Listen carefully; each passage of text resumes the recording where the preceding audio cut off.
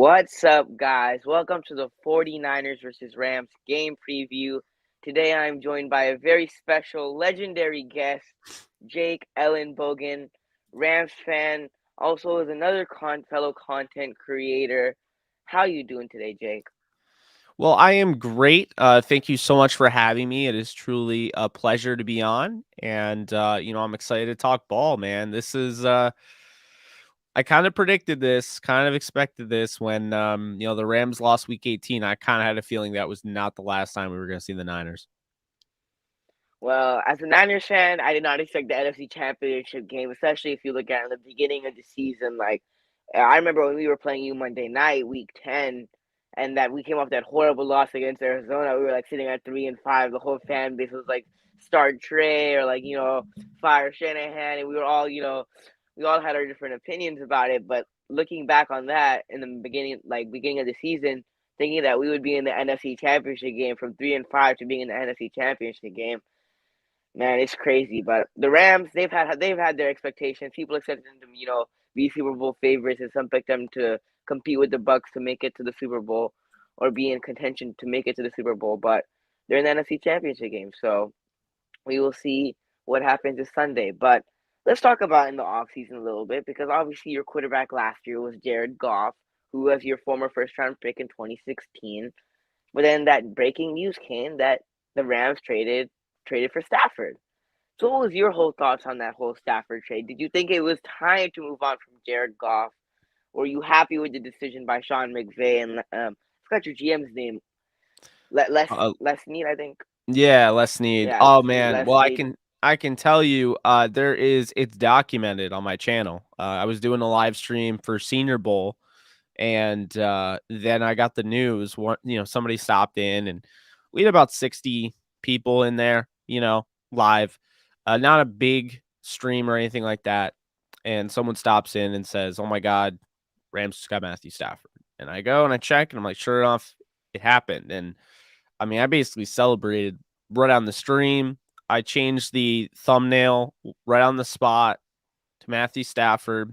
I changed the tags, and all of a sudden, I had over 600 people in there live. It was it was incredible because everything I had been saying about Jared Goff was that we saw 2017-18, he was becoming, a potential star quarterback.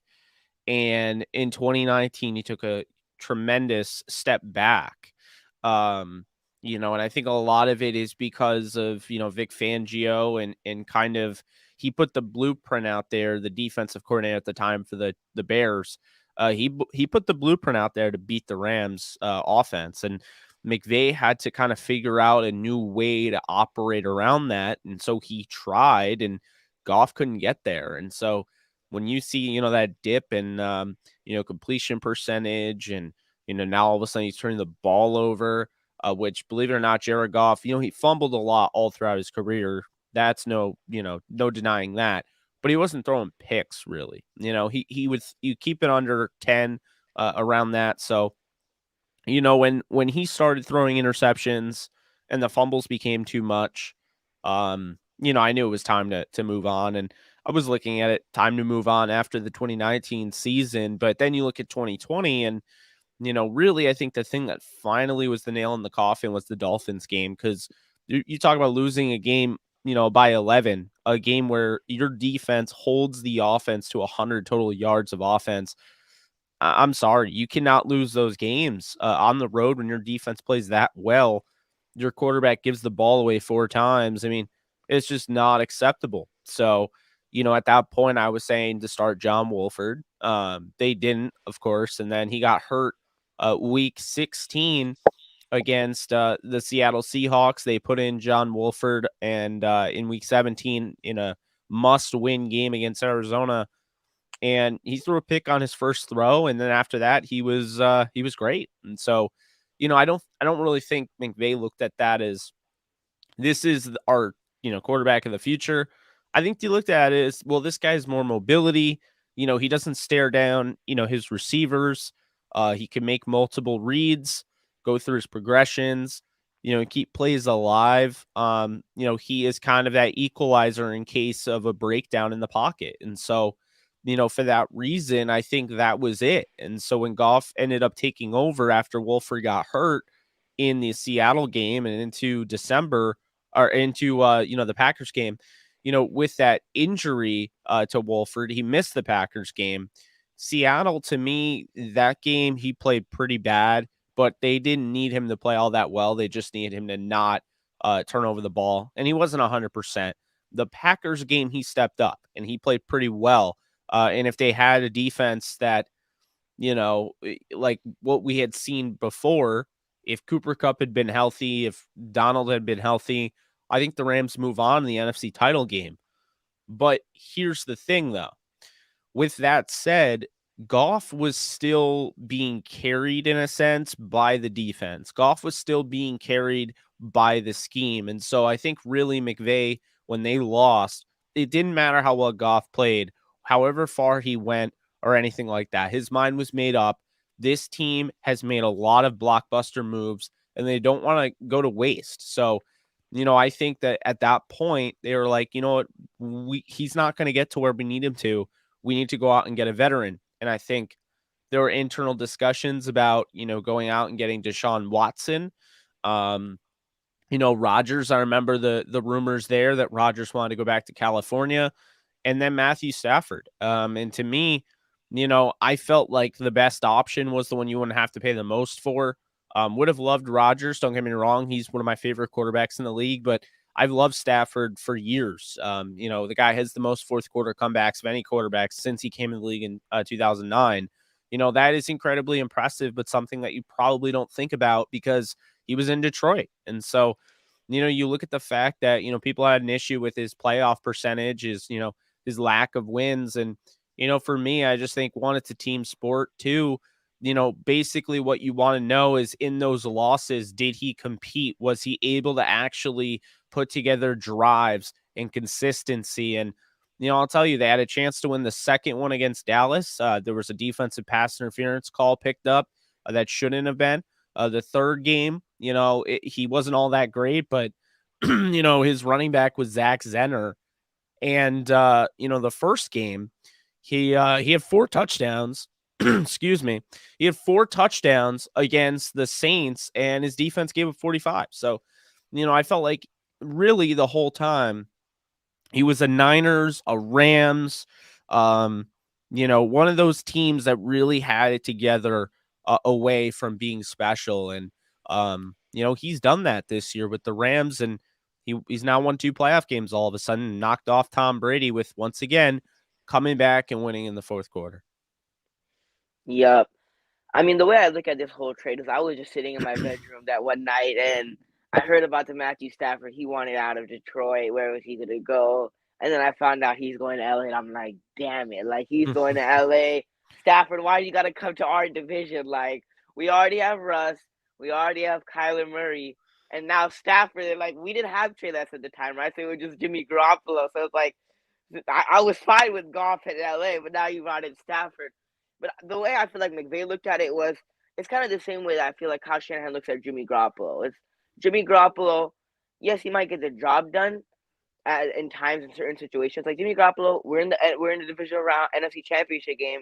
We have a win percentage with him, but Jimmy Garoppolo is not going to take you over the top. He's not. He's not. If you look at that Super Bowl, obviously, when we play the Chiefs, like he's not the type. He's not gonna. The game is on the line, or he's not the type of guy or the type of quarterback to take you over the top, like your Josh Allen's, like your Patrick Mahomes, like your Aaron Rodgers.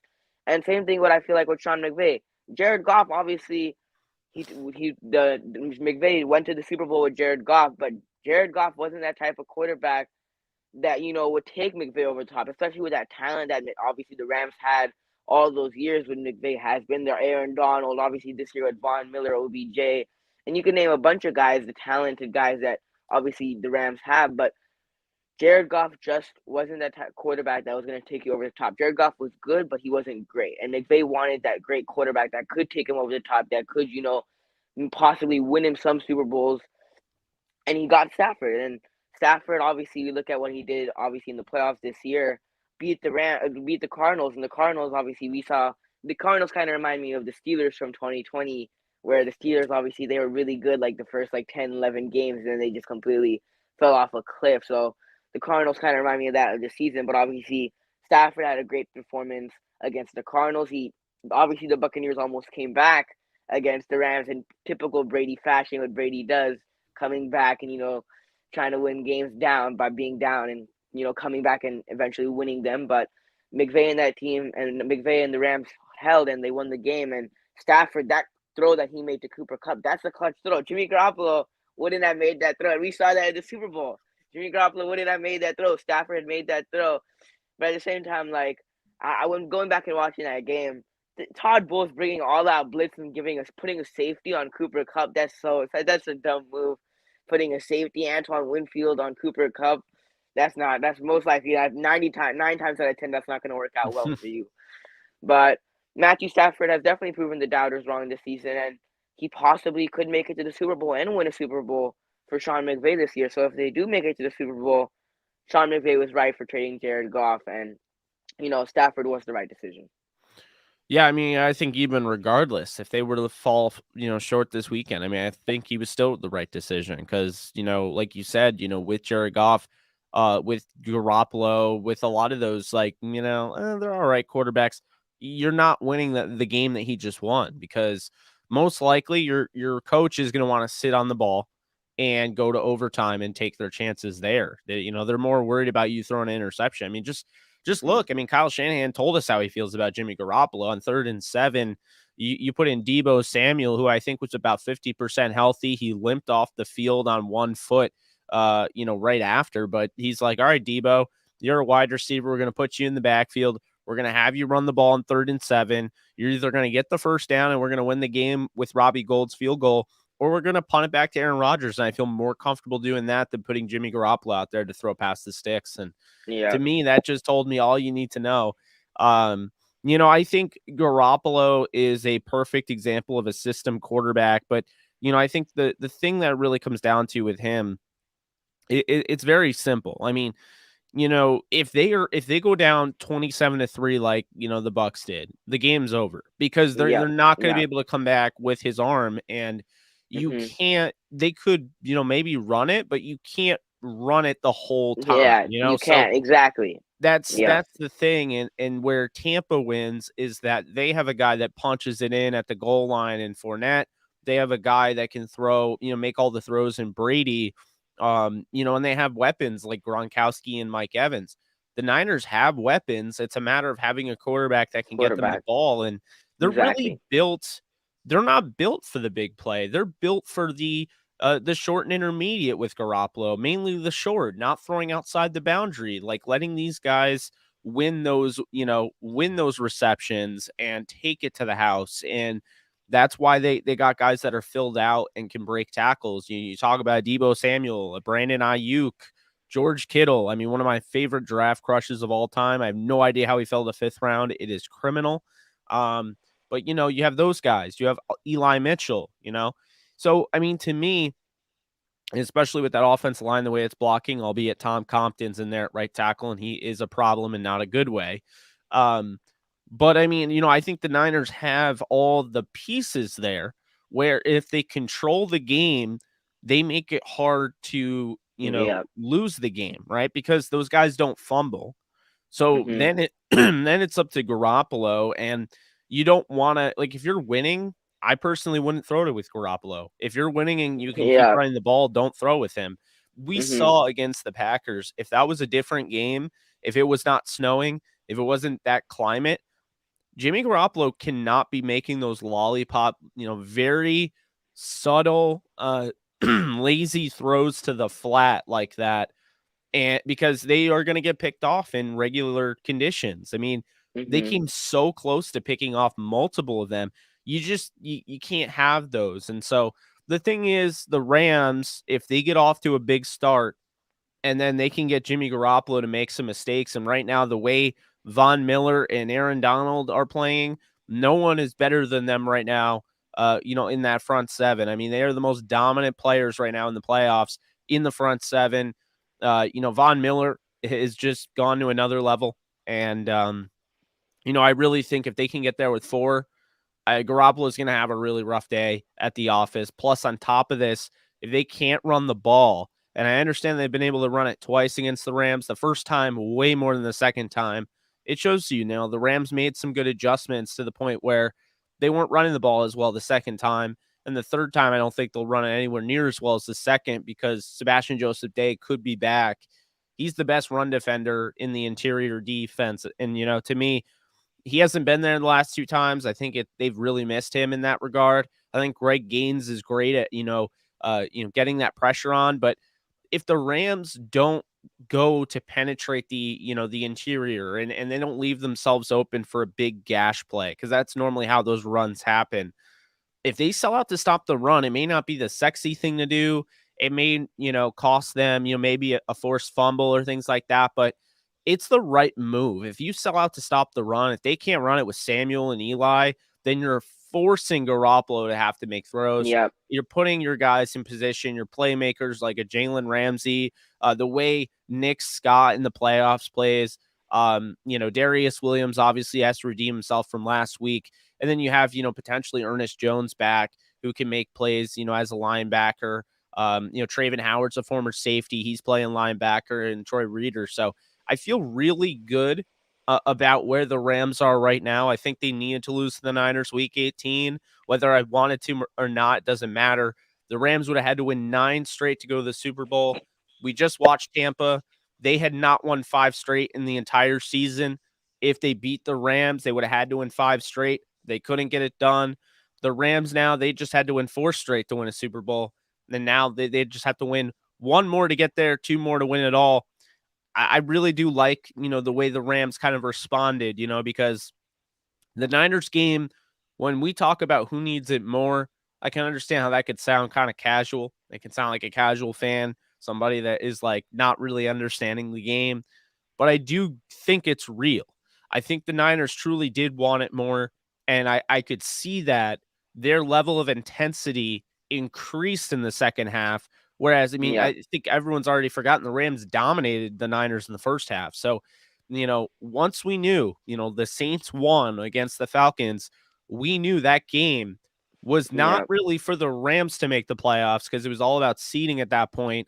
The It was the Niners Niners. absolutely Yep. had to have it. And so I do think that came into play. Not really an excuse, but I think it comes into play when you have a team that just absolutely needs it. You get their last hurrah, so to speak, and their last ditch effort to see if it's good enough. But credit to the Niners. They fought back in that game. They had a 0.4% chance of winning when Garoppolo was sacked with under 2 minutes to go by Von Miller, and they still won that game. But this is kind of leading to my point. It was 0.4. There's not a lot of things. Rams have learned from their mistakes. We saw against Tampa. The Rams basically ran the ball 3 times and punted it right back to the Niners in week 18. Tampa, they didn't give them any chance. They did not sit on the ball. They didn't go to overtime. There's a way less time on the clock. And instead of, just running 3 times and punting, they threw it. And when they threw it, they ended up winning the game. So I think McVay has learned. I think people forget he's only 36 years old. Bill Belichick did not become a head coach until age 38. So he's ahead of anybody at this point. So he's 36. He's learning. I think he's learned from his mistake. I think Raheem Morris is going to learn, not to go in that like soft shell prevent defense that we saw against the Niners on that last drive. And Matthew Stafford, because look, he's had to play a certain way. And let's be real here, playing in Detroit, it is kind of it's a downer. When you are constantly in a position where you have to essentially, you have to come from behind, Stafford is not used to throwing the ball away because they're down 14, 17, 20 points. He's Mhm. used to having to still make a play. We've still seen that. He is not truly like gotten in the hang of, well, you have a supporting cast, just live to play another down. Yep. So now I feel like, we did start to see that finally with Stafford where he is not making those dicey throws the last 2 games in the playoffs. Not to say he won't make one against the Niners, but he has been absolutely perfect and he's been used Hmm. exactly how the Rams want him to be used. When you have guys like Kupp, Odell, Van Jefferson over the top, always a threat there. The way Tyler Higbee's playing down the stretch, the potential to getting back Darrell Henderson, what he can do in the passing game, and obviously as a blocker, you still have Michelle, Cam Akers. Yeah, he fumbled twice last week, but that's not going to happen every week. You have him back. The offensive line's blocking well with or without Andrew Whitworth at left tackle. I think the Rams are really, both of these teams hit their stride at the right time, but I just think it's really going to come down to quarterback play. And, the Niners are going to have to basically win in spite of Jimmy G, not because of Jimmy G. Yeah. Yeah, but you definitely made a lot of great points with the whole Buccaneers game. I feel like obviously they didn't give the ball back. They didn't go settle for overtime. It's because you don't want to give the ball back to Brady in overtime because if he wins that toss, you could pretty much say the game is over. And Yeah. I remember Brady was still on Brady was still on the Patriots, and it was Patriots versus Chiefs, and Patrick Mahomes was having a heck of a game, and obviously D Ford jumped off sides. Otherwise the Chiefs would have probably won. You give the Yeah. ball back, and it goes to overtime, and then Brady goes down the field and scores a touchdown. Game over, and Patrick Mahomes couldn't do anything, right? So you do not want to give the ball back to Brady, especially if he wins the toss. You could pretty much say game is over unless your defense makes a remarkable play because that's just how clutch Brady is, and we've seen that all throughout his career. That Brady's just a clutch quarterback. Yeah, this game is definitely going to come down to the quarterbacks, right? Especially when I look at with the Niners, if you pretty much stop the run, Jimmy Garoppolo has to throw the ball. If you stop the run with Debo Samuel, if you stop the run with Elijah Mitchell, if Jimmy Garoppolo has to throw the football, 20, 30, 40 times, you could pretty much say the Niners have pretty much lost the game because putting the game on Jimmy Garoppolo's putting the game on Jimmy Garoppolo's back, using, Jimmy Garoppolo, if he has to throw the football more than, 20, 25 times a game, then you're pretty much going to lose, especially in the NFC Championship game. If Stafford, he's been great in the playoffs. He's been really consistent in the playoffs. He hasn't thrown an interception. I remember in the middle of the season, throughout the end, and before the end of the season, we were talking about Stafford's interceptions, obviously against the Ravens and then against the Vikings. We were like, should we be concerned about this in the playoffs? Because if Stafford starts throwing picks in the playoffs, you know, the Rams could possibly be eliminated in the first round, right? But Stafford has been clean in the playoffs. But every game, at least, especially in the playoffs, my biggest concern is will Jimmy Garoppolo have a turnover? Because we're 3-6 when Jimmy Garoppolo has one turnover, whether that might be interception or a fumble. We're 3-6, and the three wins were obviously against the Rams when we threw Jimmy Garoppolo threw two interceptions, and we still came back and won. Yeah. The other game was Minnesota, where Jimmy Garoppolo had an interception on the first drive, and then the other game was against the Cowboys when Jimmy Garoppolo also had an interception. But but if you look at this game, right, like when Jimmy Garoppolo doesn't throw an interception, unless he doesn't possibly throw an interception against the Rams, we're 7-0. We're 7-0 when Jimmy Garoppolo doesn't throw an interception. So the key, pretty much, for the Niners, if Jimmy Garoppolo don't put the balls in Jimmy Garoppolo's hands. Don't put the Yeah. Just game don't let him. in Jimmy Garoppolo. Yeah, exactly. Don't do that. Do whatever. Run the football. Use Debo Samuel. Get the ball out of Jimmy Garoppolo's hands as fast as you can. Throw little screen passes here and there. But putting the game and using Jimmy Garoppolo, relying on Jimmy Garoppolo's arm to win you the game, especially if the Rams stop their run and neutralize Debo Samuel, you can pretty much say the game is over because Jimmy Garoppolo in that situation, like Jimmy Garoppolo's not clutch. Jimmy Garoppolo, I don't know if you've watched all the Niners games this season, but we've seen Jimmy Garoppolo have those late drives at the end of the game. He'll make a drive to put us in a position to tie the game, but he doesn't do that the whole game. Like Jimmy Garoppolo, for whatever reason, like even that game against the Rams, Week 18, two threw interceptions, and then the last drive he comes out and we score Oh, on I that know. last drive, and I'm like, where was that the whole game, Jimmy? Like where was that the whole game?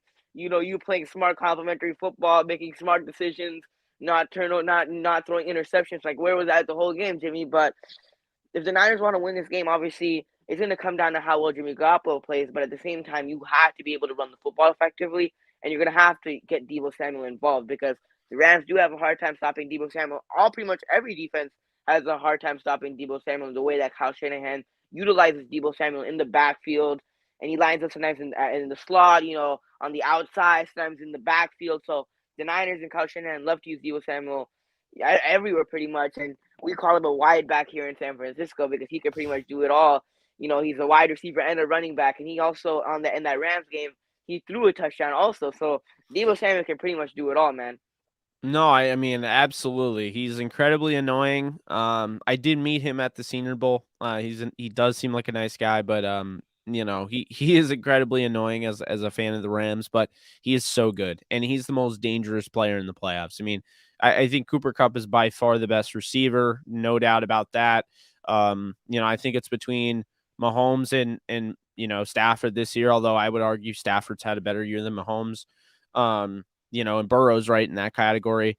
But when it comes to most dangerous player with the ball in his hands, I would say, Debo, and then I might even throw in, when Akers has, a head full of steam and, he's out in the open field that he's really hard to bring down. Odell, we still haven't seen Yeah. Odell used in the way he used to be used with the Giants and, getting that open field because he can move, and he's been used in kind of a weird kind of role. I mean, he's turned into a wide receiver too. Van is also dangerous because, he has the speed that can win over the top. So they have a lot of different things there. You have Tyreek Hill with the Chiefs. You have Jamar Chase with the Bengals. There's a lot of dangerous players. I think Debo Samuel can turn anything into a touchdown. I've seen it. So I would say that. But what's very telling is that Garoppolo's 9-2. In his career where he doesn't have a touchdown pass. So it's not Yeah. even it's not even the interceptions. If you just basically let him just exist, hand the ball off, and you're winning, you're probably going to win because he wins, 9 out of the last 11 times he hasn't thrown a touchdown. He's won. He is 3-0 in playoffs in those games. So, it's one of those things where it's like you're not trying to trash the guy, but you're just calling it like it is. I mean, he is Hmm. an extremely limited quarterback, and the 49ers know that, and that's why they went out and they traded for they traded up to get Trey Lance, who, I'll tell you right now, how you felt about the Rams getting Matthew Stafford and you said, "Damn it." I was beyond that when the 49ers traded up and got Trey Lance. When people said they were going to get Mac Jones, I was like, there's no way. Trey Lance is There's special. no Trey way. Lance is Patrick Mahomes Yep. esque, and I think we're going to see that next year. I think he's going to be the starter next year. Um, and I even if the Niners win this game, go to the Super Bowl, win the Super Bowl, I don't think Jimmy Garoppolo is the starter because I think Shanahan knows. He told us against the Packers, we're not throwing the ball there.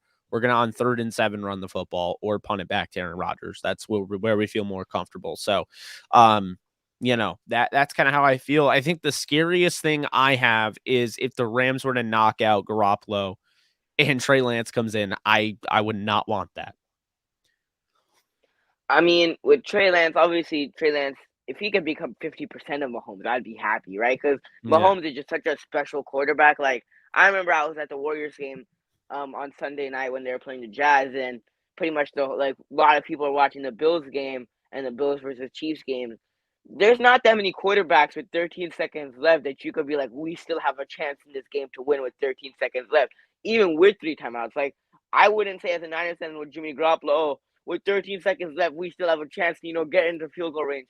But when you have a guy like Mahomes, there's still hope with 13 seconds left. And that just shows you how special of a quarterback that Mahomes is because Mahomes with 13 seconds left, I get it, they had, timeouts, but with Mahomes, even with 13 seconds left, if I was a Chiefs fan, I would still feel like we still have a chance to get into field goal range. We still have a chance to win this game because you have such a special guy at the quarterback position in Patrick Mahomes. But Mahomes is just special, man.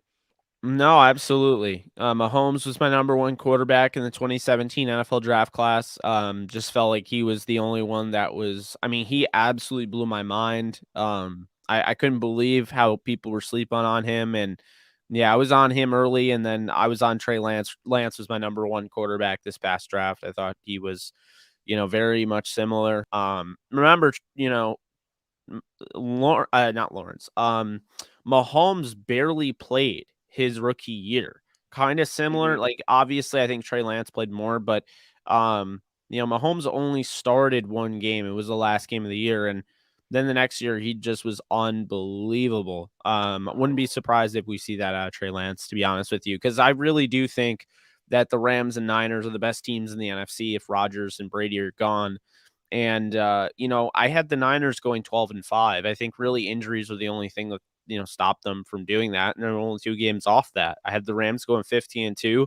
I think, before Akers gets hurt, I think Akers getting hurt changed that. But, you know, and I think these two teams are headed towards a renewed rivalry, not just, teams that don't like each other, but teams that are actually playing for something year in and year out. Yep. Well, speaking of Cooper Cup and Debo Samuel, I want to get your thoughts on this because as a Niners fan, I'm a huge Debo guy. But obviously, I have criticized Debo in the past, obviously because of his injury history, and be like, you know what, why Debo Samuel? Because there was guys like DK Metcalf and AJ Brown and Terry McLaurin in that draft, and we're stuck with Debo Samuel, the guy who's always injured, and if we're lucky, if he plays, more than 10 games in the season for us, because he misses a lot. The first 2 seasons, he missed a lot of games for us. But Debo Samuel this year has just been a monster for us. But let's talk about this real quick. Who do you think deserves Offensive Player more of the year? Just think out if we just not including Jonathan Taylor in this conversation. Cooper Cup or Debo Samuel? Oh, well, I mean, without a doubt, it's Cooper Cup. I understand. I understand. I had talked about how dangerous Debo is. Cooper Cup's the MVP of the league.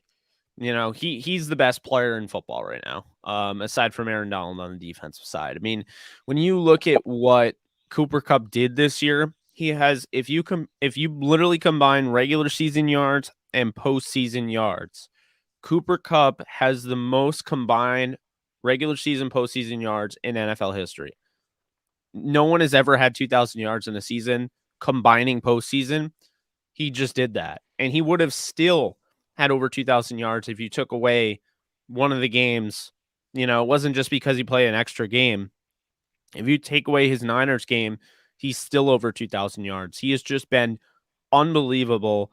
Never could have seen this coming at this level.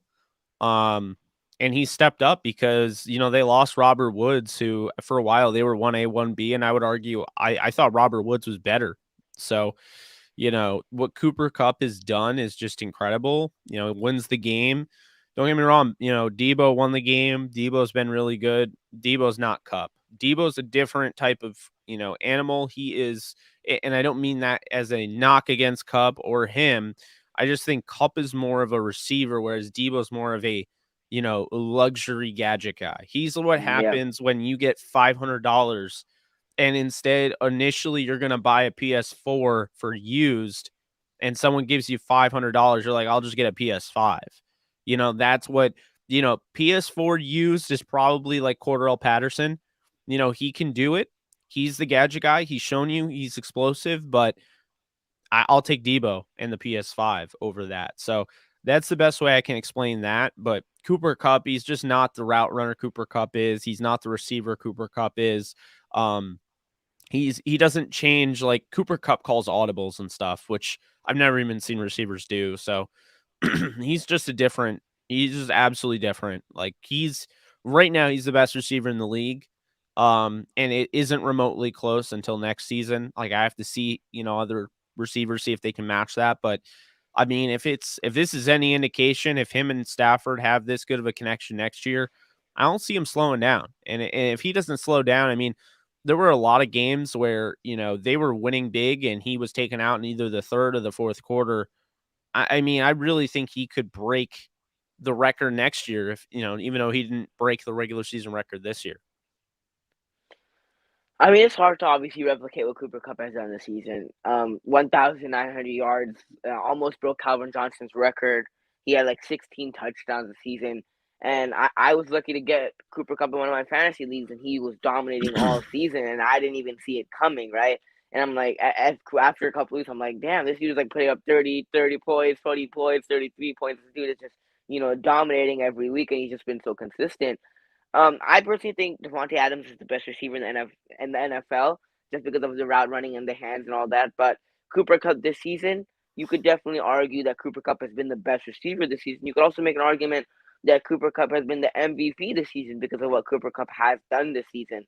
But for me personally, just looking at Offensive Player of the Year, I think it gotta go to Debo. I mean, Cooper Cup obviously, I think he should be in the conversation for MVP. But if you're just talking about a pure offensive player of the year, it's got to go to Debo. Obviously, as an Niners fan, I've watched Debo pretty much all season.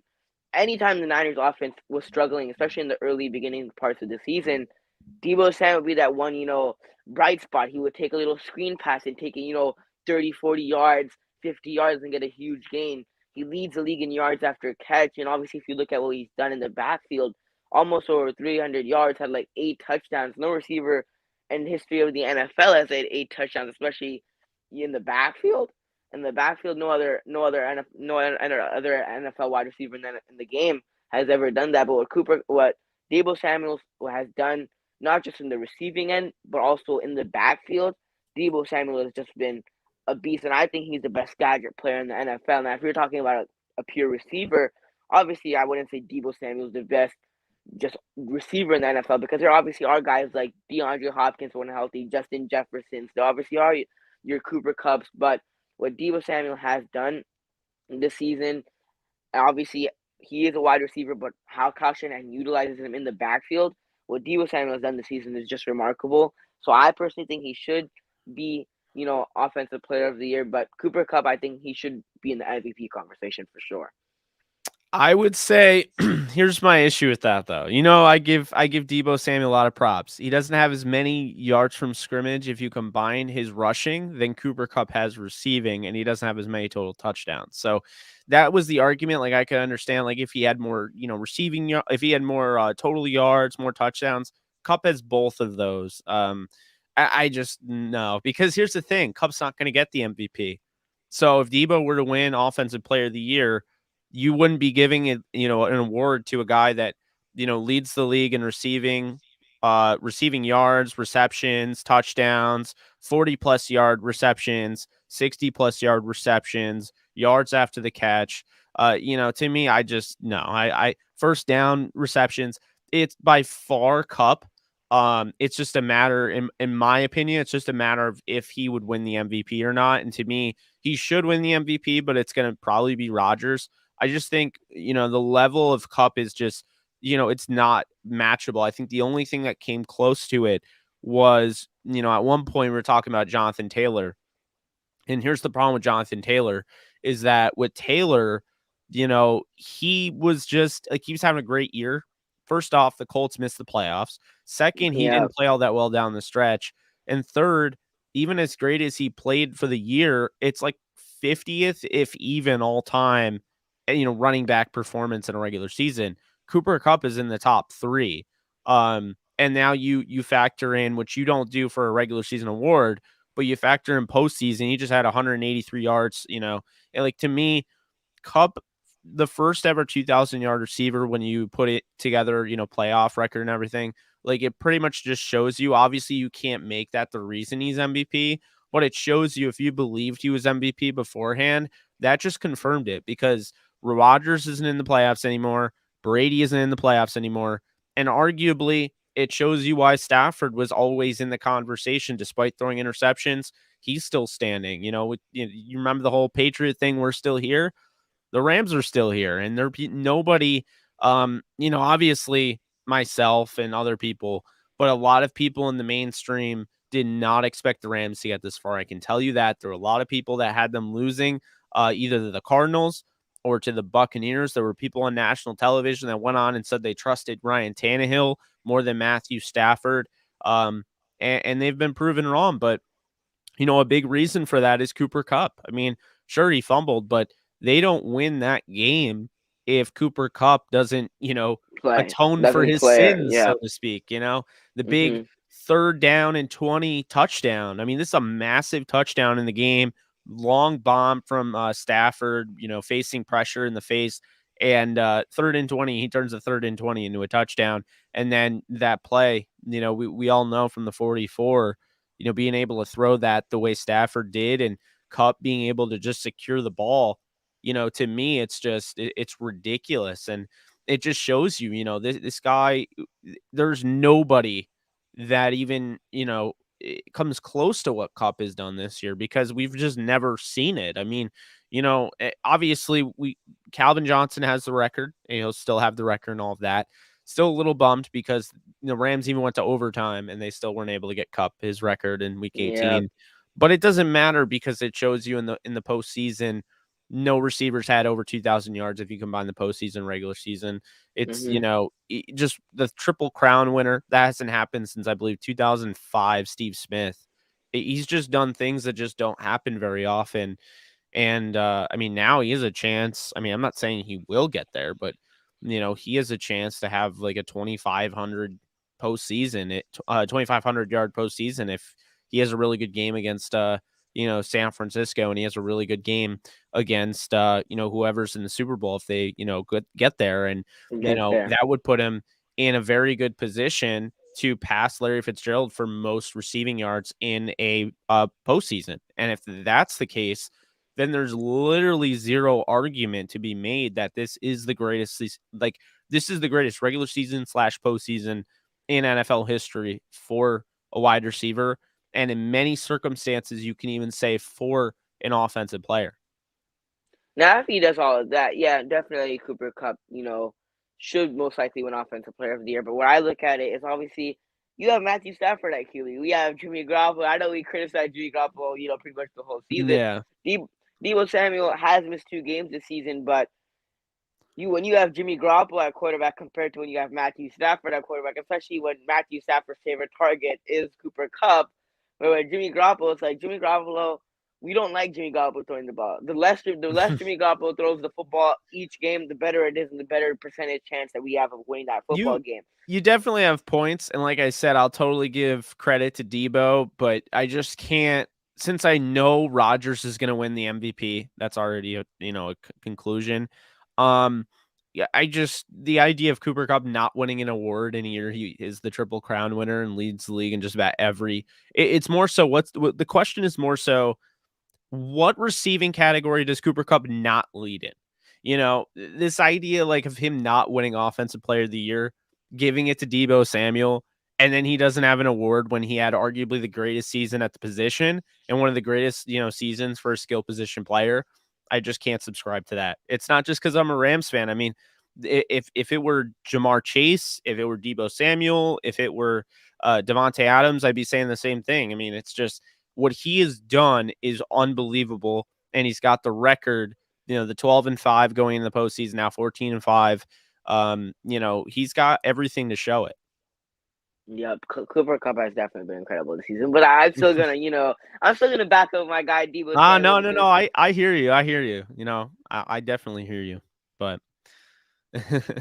Saturn says Debo's nice, and all, but the numbers don't lie. Yeah, the numbers don't lie. King Cup deserves his crown.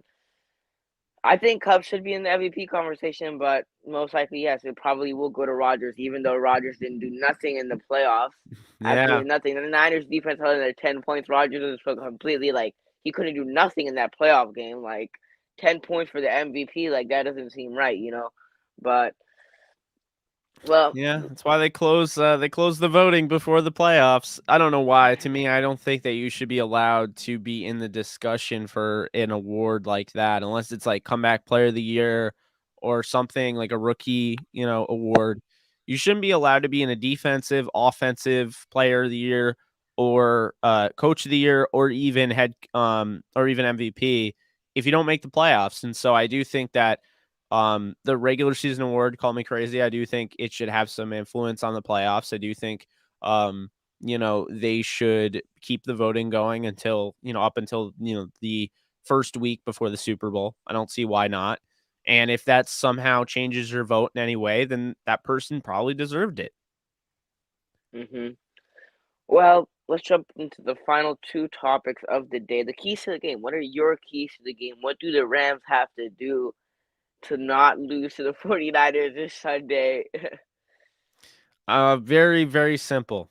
They got to stop the run. They got to force Jimmy Garoppolo to throw the ball. If they do that, and on the offensive side of the ball, that they're able to continue on their path of destruction. I mean, really, they were very, very close to having an absolute drubbing in Tampa. I mean, you had to have 4 crazy fumbles. One was a bad snap.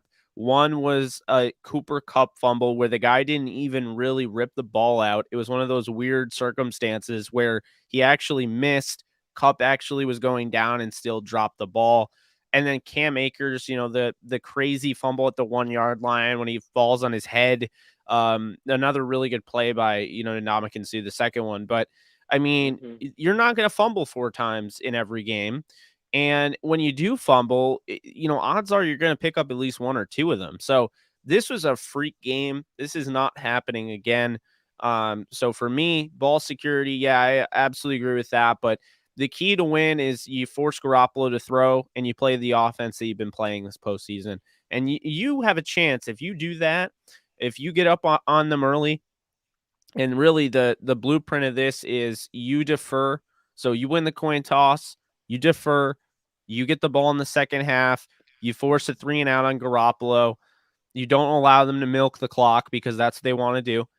If you do that and you force Garoppolo to have to play from behind, this could be a blowout. And I wouldn't be surprised if it is, because the Rams have really been chomping at the bit. It could have been a blowout, the Week 18 game, but I do feel like the Niners had the motivation of, well, we have to win to make the playoffs, and the Rams got way too cute. I think the Rams have basically learned from their mistakes. Obviously, they still make mistakes. McVay is still 36-year-old coach, but if you look at the way they've scripted plays, which I was told that Kevin O'Connell actually is a big reason for the scripted plays. So that's kind of what he's been doing. The scripted plays have been really good to start games down the stretch this season. And I think a lot of it is because of the connection that Tyler Higbee has with Stafford now. You have Cooper Kupp. Odell's been used almost exclusively in the first half. And then you have your running game. If they can establish the run, then I really think the Rams will have no issue because Stafford showed you, even despite not having a run game last week, he could throw all over the place. If the Niners sell out to stop the run, I still think Stafford can pick this defense apart. But it's a good defense, and they're playing well at the right Yeah. time. I like Al-Shaair. Trey Greenlaw, he's not on my good list. I can tell you that from his little neck snap, thing he did in Week 18 against Cam Akers. But he's a good player. And then you have Fred Warner, who's a fantastic player. You have Nick Bosa, who's a Yeah. fantastic player. DJ Jones in the middle. They have guys. Ambry Thomas, I would assume, will be back for this game. He had a huge play, which he may have been out of bounds, but he had a huge play when he had that interception. So they have a lot of talent, and this Yeah. defense, coached by D'Amico Ryans. I mean, I think they're very disciplined. I think they know what they're doing. But really, the key is to force Jimmy Garoppolo to play from behind. And if you have to do that, you can't just run the whole game. And if you can't run the ball, then you pretty much have no chance. Yeah. The keys for the Niners if they want to win this game is obviously if you look at the offensive side of the football, you got to run the ball. You got to continue to run the ball down the Rams' throats. Even if we look at last week 18, the run game wasn't working, and then Kyle, instead of abandoning the run and said, you know what, let me rely on Jimmy Garoppolo, he continued to stick with the run. I remember like one drive in that game, I think it was like third, fourth.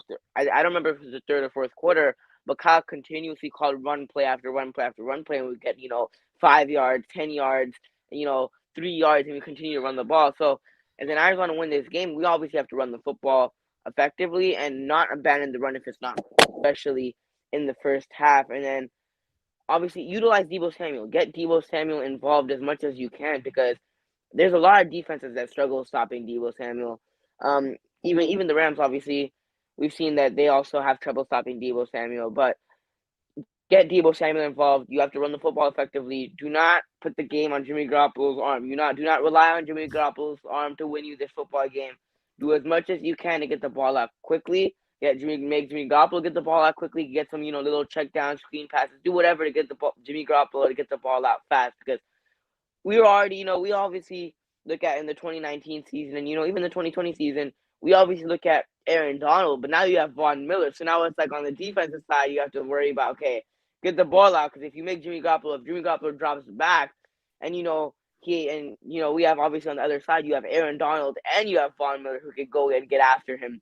So get the ball out, make Jimmy Garoppolo get the ball out as soon as he can, and get little screen passes here and there. But the Niners have to run the football effectively.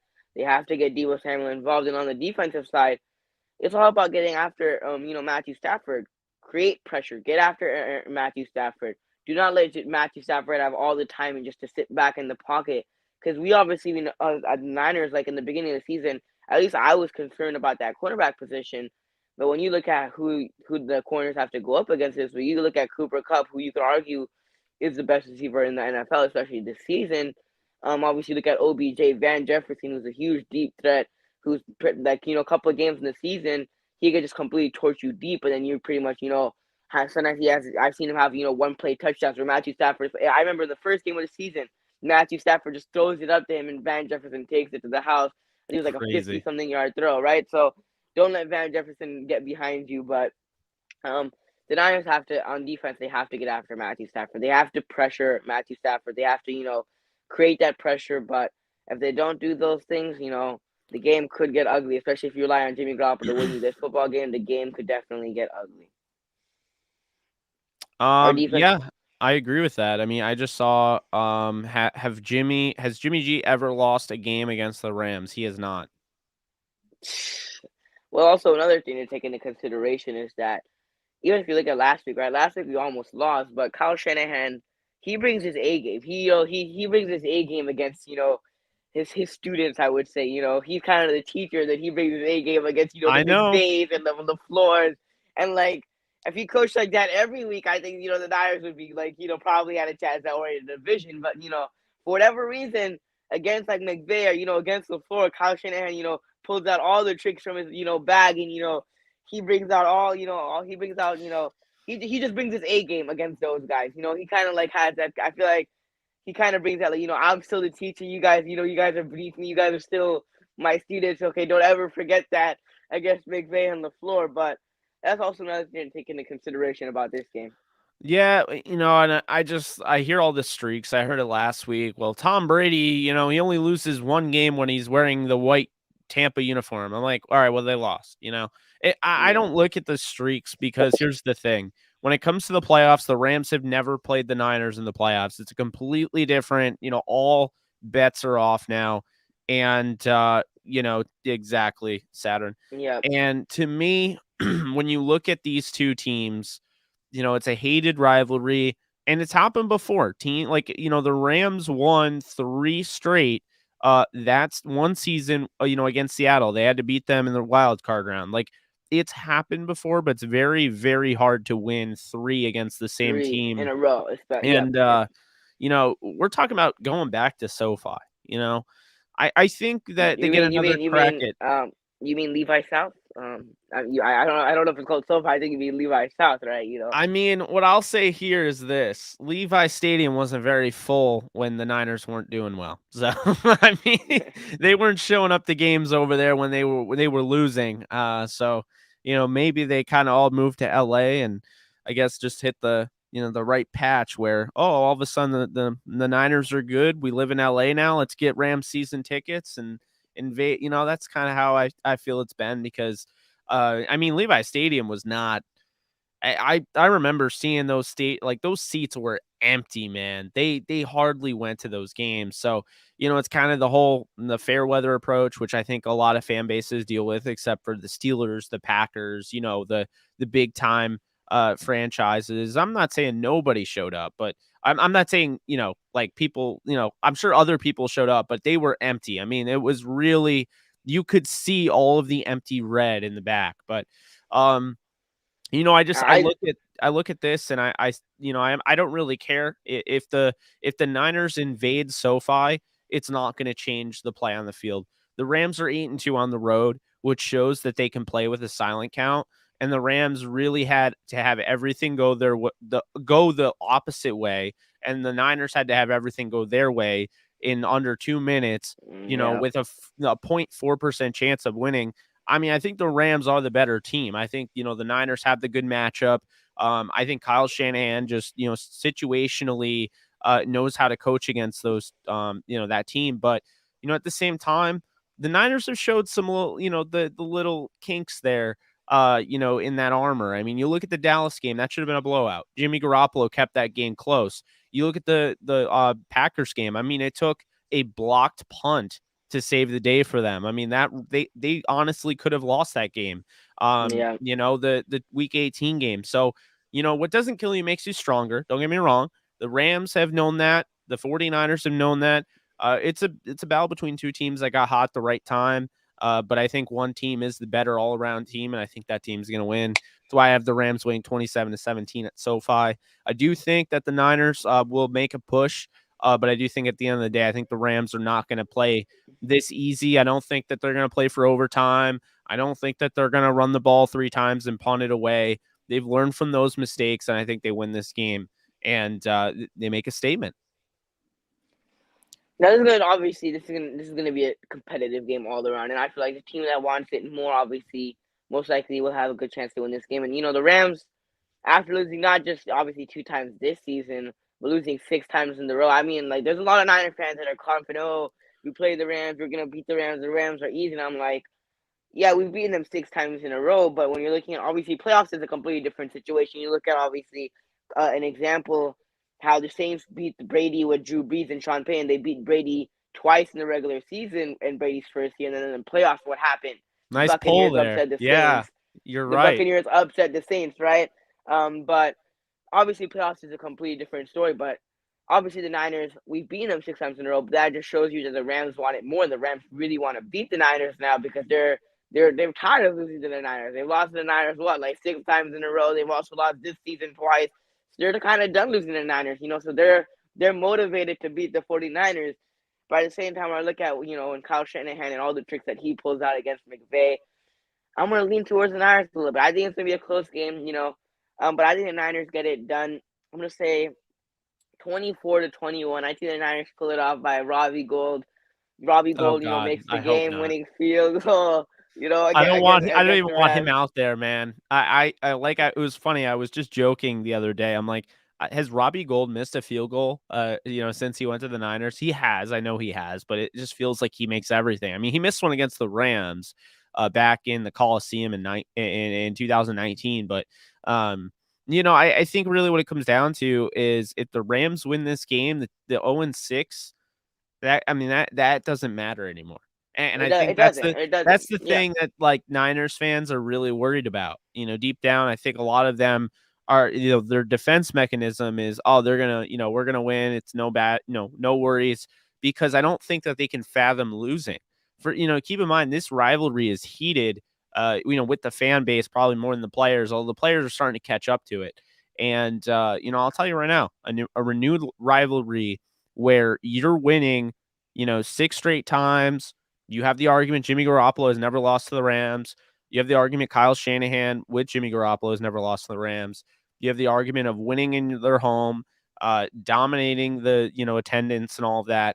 If you lose this game, all of those bragging rights go out the window. And for me, bragging rights don't really matter. I don't play on the team. I can't really talk my crap. The only crap I'll talk is when like people will say, earlier in the year, people will tweet out Stafford was a bad trade. And then I'll quote tweet them later on after I said he wasn't. And I'll quote tweet them later on and be like, how did this work out for you? That is my trash talk. I don't Mhm. I don't say like the 40 whiners or anything. Like I don't like stoop that low. So to me, I think really what it comes down to is this. If the Rams win this game, the 6-0 means nothing. Yeah. They don't even restart. It's not a clean slate.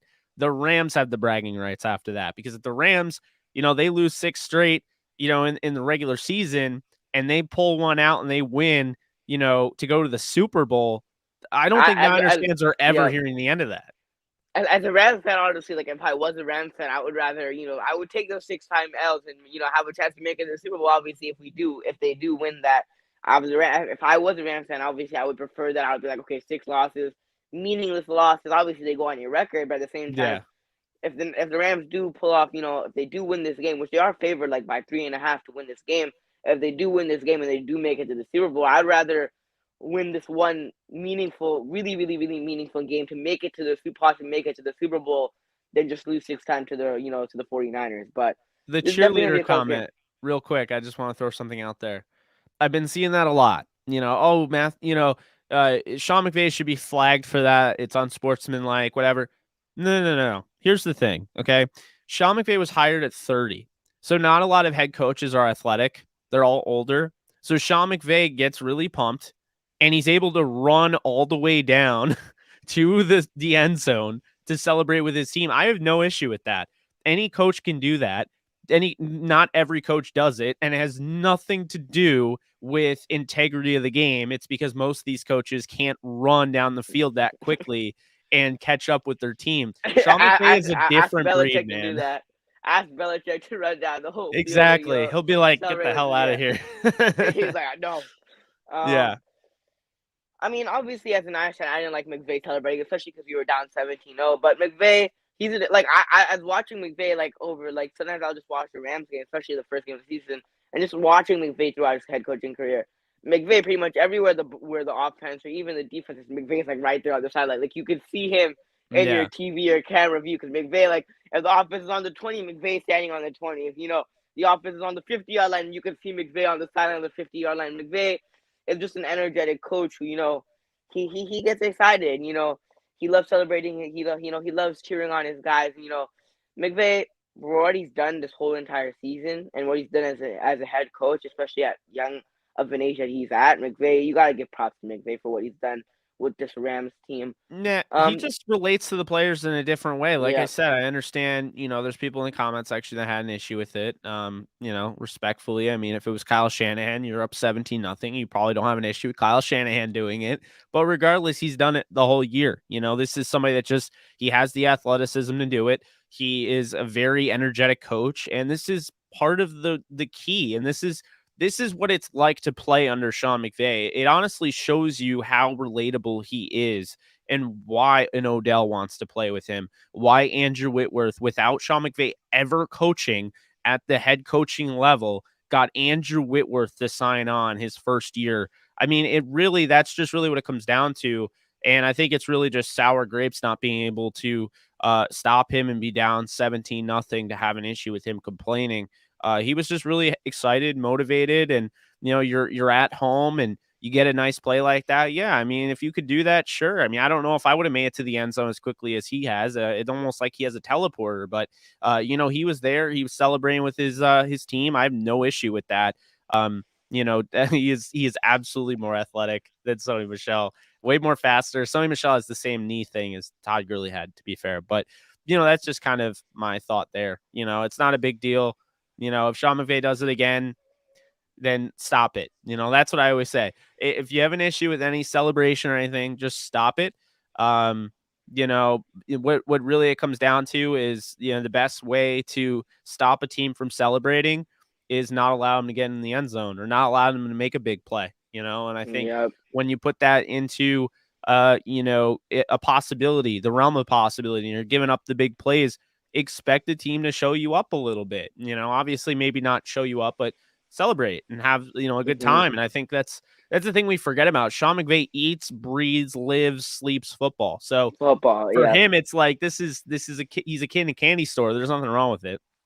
yeah. I mean, we gotta look at the whole situation before I answer Ed's question. Is Hmm. obviously as an Irish fan, I didn't like it, right? Because we were down at 17-0. McVay celebrating. Obviously, Tyler Higbee's like going all out. I'm like, oh, like this is horrible. Like, what are we doing?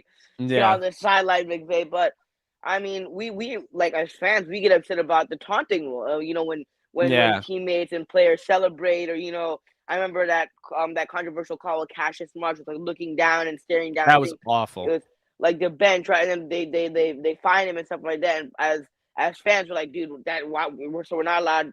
So players aren't allowed to celebrate and express their emotions and feelings.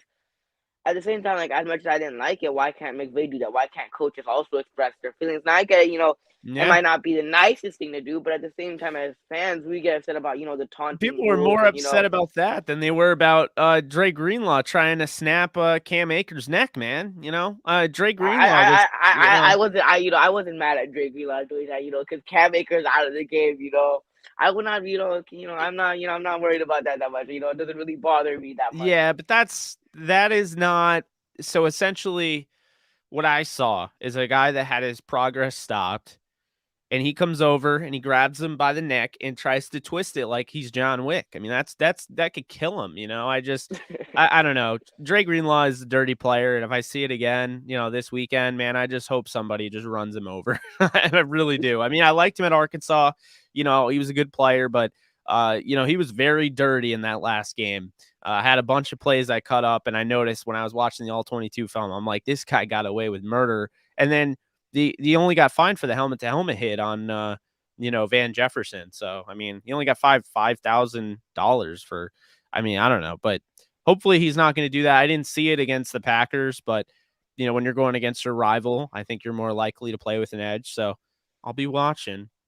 Yeah, he'll keep out, Dre Greenlaw. He doesn't want no Vontaze perfect things going on, against his team, especially at the NFC Championship game. But it was definitely a pleasure to have you on. Barry Baller says this is a great show. I mean, I like this guest. Shout out to Barry Baller. If you haven't checked out his channel already, he's also a fellow Niner content creator like Awesome. myself. So go check out his channel if you haven't already. Go subscribe to his channel if you haven't already. I appreciate you for joining me, Jake. It was a pleasure to have you on. We went an hour. I think we planned the show to be 30, 45 minutes, but, we had a lot of fun. I appreciate you for joining me. If you haven't already subscribed to Jake's channel, please go do so. The link is in the description. If you're not already following Jake on Twitter, that link is also in the description. Go check out his social media platforms. Go subscribe to his channel. Go follow him on Twitter. Go do all that good stuff for Jake. Go show him some love. If you're not subscribed to my channel already, please go do so. It would be greatly appreciated. We are trying to get to 600 subscribers before the end of the season. So if you're not subscribed to my channel already, please go do so. It would be greatly appreciated. I appreciate you for joining me, Jake. It was a pleasure to have such a legendary guest such as yourself be Thank you on the so much. show. But I appreciate everybody for watching. Go Niners. Hopefully, we beat LA to make it to the Super Bowl this Sunday. But I appreciate you for joining me, Jake, and we'll see you guys next time.